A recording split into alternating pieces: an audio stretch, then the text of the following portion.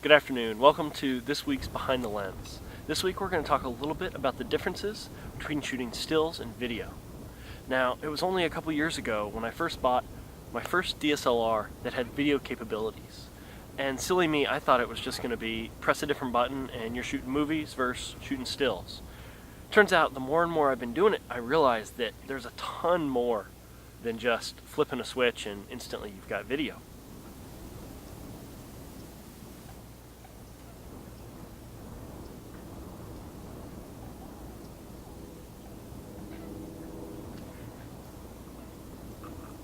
So today we're sitting over at Viewfinder Wetlands, which is on the east coast of Florida, near the city of Melbourne. And it's a pretty amazing place. It's a sewage treatment plant. So as the water is treated for sewage, when it's released to sink back into the earth, it's released into these big ponds and marshes. There's a huge amount of wildlife here, and it's really quite an amazing place. I've got a big flock of American coots and ring-necked ducks in front of me, so we've got plenty of subjects to play with. So the biggest difference between shooting stills and videos is really how you view the image. With stills, the light passes through the lens, hits a mirror, bounces up into the viewfinder, and we're able to view the image through the optical viewfinder.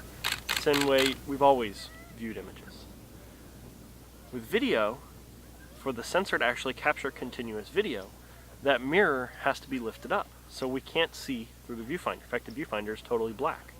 So what happens is, we end up having to use the screen on the back, much like you use a point-and-shoot camera, which means you're viewing the camera from way back here, and it can be very difficult. In fact, for some reason, I'm not exactly sure why, when I have my eye to the viewfinder, I can find birds in frame really quickly. If I'm just looking at the screen, I've got a really hard time. Can't explain it. I think it's something with having your body and head all aligned.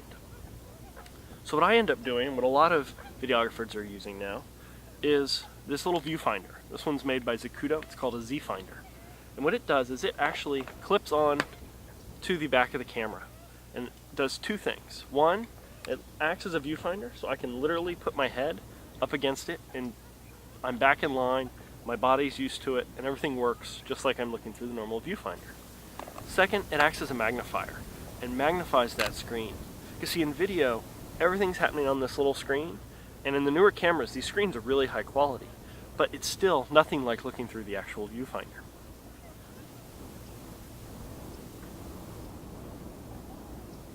When I'm shooting stills, my right hand rests on the camera with my index finger on the shutter button, same as it's always been. Now when I'm shooting video, things are a little bit different. Since I'm constantly following, panning, moving, and all of that transfers into the video, I gotta do it really smoothly. So I use what's called a pan bar. And this pan bar has a remote release gaffer taped to the release. So I actually have a button here that can start and stop my camera.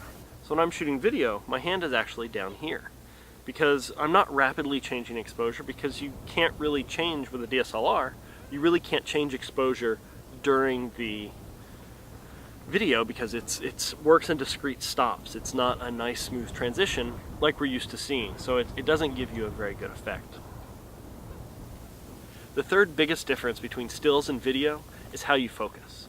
Now for wildlife photography, I am almost exclusively using autofocus. These cameras today are brilliant and they almost always know exactly what you want. There are occasions I do use manual focus, or I will override the autofocus a little bit, but for the most part, I'm shooting with autofocus. In video, while my camera does technically have an autofocus, it is very slow and basically useless for the type of work I'm doing. It's inaccurate and it's very slow. It doesn't work with fast-moving subjects. So that means everything I'm doing when I'm shooting video is manually focused.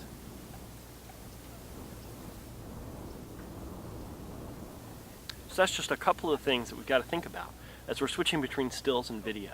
Now, I'm just talking about how we handle the camera, the major differences that I found when I started shooting video. There's a lot of other things to think about. Exposure is mostly the same, but there's a few specific things we have to think about for video. How we actually compose and frame and tell stories is a totally different thing we need to think about and talk about, and we will in upcoming episodes. Also, when you're shooting video, you got to start to think about audio. Like today, I'm sitting here shooting on a pretty windy day, and I'm having a hard time keeping the wind out of my microphone. If I was just shooting stills, that wouldn't matter a bit. I also find that with wind, my camera vibrates a little, and in stills, that's not that big a deal as long as you've got a fast shutter speed. But when you're shooting video, that little bit of motion is very obvious and something that can be a huge problem. So there's a lot of different things to think about, and we're going to talk about that with Behind the Lens in upcoming episodes throughout this series. We're going to talk both the technical and creative and artistic side. So look forward to it, and I'll see you next week.